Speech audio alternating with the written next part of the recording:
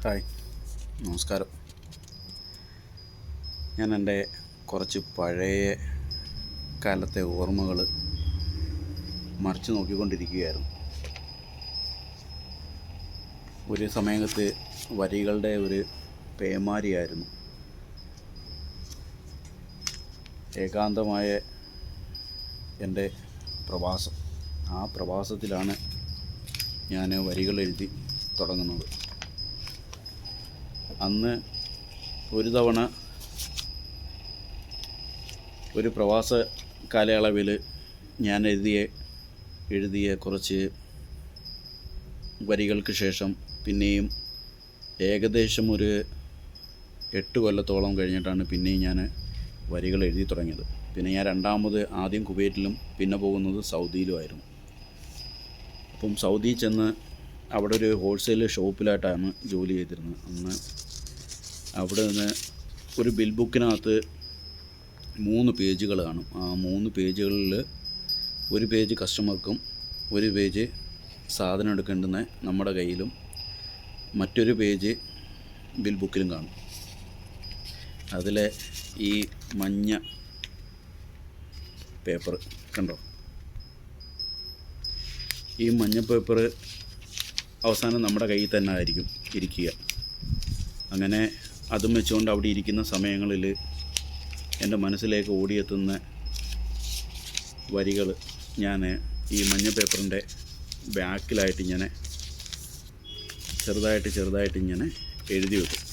പെട്ടെന്ന് കിട്ടുന്ന ഒരാശയം അത് ഇതിനകത്തോട്ട് ഇതേ കണക്ക് കുറിച്ചിട്ടതിന് ശേഷമാണ് പിന്നെ അത് മൊബൈലിനകത്തോട്ട് ടൈപ്പ് ചെയ്ത്, അവിടെ വേറെ ബുക്കുകളൊന്നും മേടിച്ച് വെച്ചിട്ടില്ല, ബുക്കും പേപ്പറും കാര്യങ്ങളൊന്നുമില്ല. ഇതിനകത്തോട്ട് കുറിക്കുക, പിന്നെ മൊബൈലിൽ ടൈപ്പ് ചെയ്യുക, പിന്നെ നമ്മുടെ ദിശയെന്ന് പറയുന്ന ഫേസ്ബുക്ക് കൂട്ടായ്മയിൽ അയച്ചു കൊടുക്കുക, അതിൽ നിന്ന് ലേ ഔട്ട് ചെയ്ത് കിട്ടുക. അങ്ങനത്തെ ഒരു കാലം ഉണ്ടായിരുന്നു.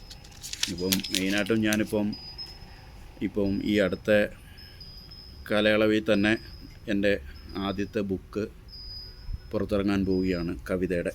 അപ്പം അതിനകത്ത് കാടിൻ്റെ പുത്രൻ എന്നും പറഞ്ഞുകൊണ്ട് മരണപ്പെട്ടു പോയ മധുവിനെക്കുറിച്ചൊരു കവിത എഴുതിയിട്ടുണ്ട്. അപ്പം പുള്ളിക്കാരൻ്റെ പടവും ആ കാലയളവിൽ ഞാൻ വരച്ചിട്ടുണ്ടായിരുന്നു. ഏറെ വിഷമം നിൽക്കുന്നൊരു സമയത്തായിരുന്നു.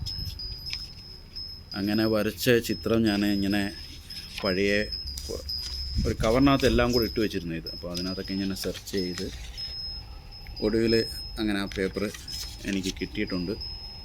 അപ്പോൾ എടുക്കുന്നതിൻ്റെ കൂട്ടത്തിൽ, അത് സെർച്ച് ചെയ്യുന്നതിൻ്റെ കൂട്ടത്തിലാണ് ഞാൻ ഈ എഴുതി വെച്ച് മറന്നുപോയ എൻ്റെ കുറേ പഴയകാല കവിതകളുടെ ചെറിയ ഭാഗങ്ങൾ കിട്ടിയത്. അപ്പം ഇത് നിങ്ങളുമായിട്ടൊന്ന് ഷെയർ ചെയ്യണമെന്ന് കരുതി. എൻ്റെ ഒരു കഴിഞ്ഞ അനുഭവം, കഴിഞ്ഞ കാലത്തെക്കുറിച്ച്